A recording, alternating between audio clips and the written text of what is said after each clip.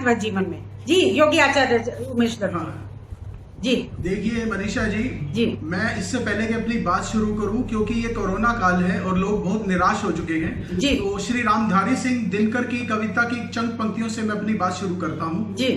वर्षों तक वन में घूम घूम बाधा विघ्नों को चूम चूम सह धूम घाम पानी पत्थर पांडव आए कुछ और निखर सौभाग्य ने सब दिन सोता है देखें आगे क्या होता है जी। तो योग एक पॉजिटिव आउटलुक देता है और इस पॉजिटिव आउटलुक से आपको निराशा में भी आशा नजर आती है और अंधेरे में प्रकाश की किरणें आपको नजर आती है।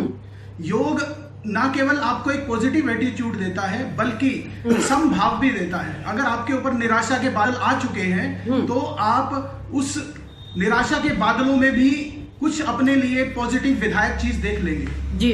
हमेशा ये योग का ये समत्व योग उच्चैते, भगवान कृष्ण ने बोला है कि समता भाव आ जाता है योग करने से। योग, कुछ लोग सोचते हैं कि सिर्फ प्राणायाम आसन आदि योग है, ऐसा नहीं है, बल्कि महर्षि पतंजलि ने योग के बारे में बताया है तप स्वाध्याय ईश्वर प्रणिधान क्रिया योगा, अर्थात तप करना, स्वाध्याय करना और ईश्वर भक्ति में लीन रहना ही योग है। तो इस असली योग को पहचाने तो आपको जीवन में सब तरह का आनंद और सुख प्राप्त होगा, चाहे ये कोरोना काल हो या इससे भी बड़ा विपत्ति काल हो। आपको जीवन में हमेशा कुछ ना कुछ पॉजिटिव ग्लोबली एक न्यू सेटअप देता है इंसान को। लेकिन इस सब के बावजूद अगर मैं देखती हूँ कि कोरोना काल में इंसान को योग के प्रति ज्यादा जागरूक बना दिया गया है इम्यूनिटी बढ़ाने के लिए, आपका क्या विचार है जी योगी जी? देखिए ऐसा है, सन 2014 में प्रधानमंत्री मोदी ने अपने यूएन जनरल असेंबली में इंटरनेशनल योगा डे मनाने के लिए आह्वान किया था और यूएन जनरल असेंबली ने इसको स्वीकार किया।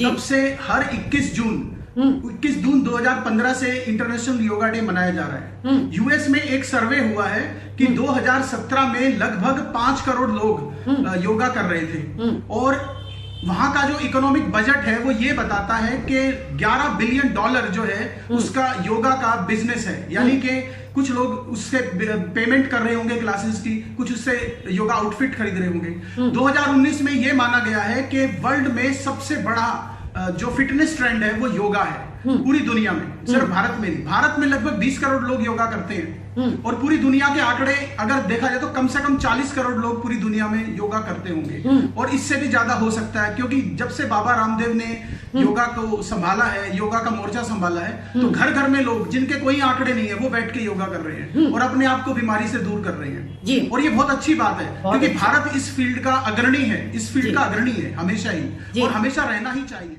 चौथा पिलर बनता हुआ दिख रहा है जी योगी जी। जी योगी जी ऐसा है, देखिए ऐसा है, जो भी चीज है भगवान कृष्ण ने बोला है योग ही सब कुछ है। यहाँ तक कि मेडिकल साइंस भी योग का ही हिस्सा है।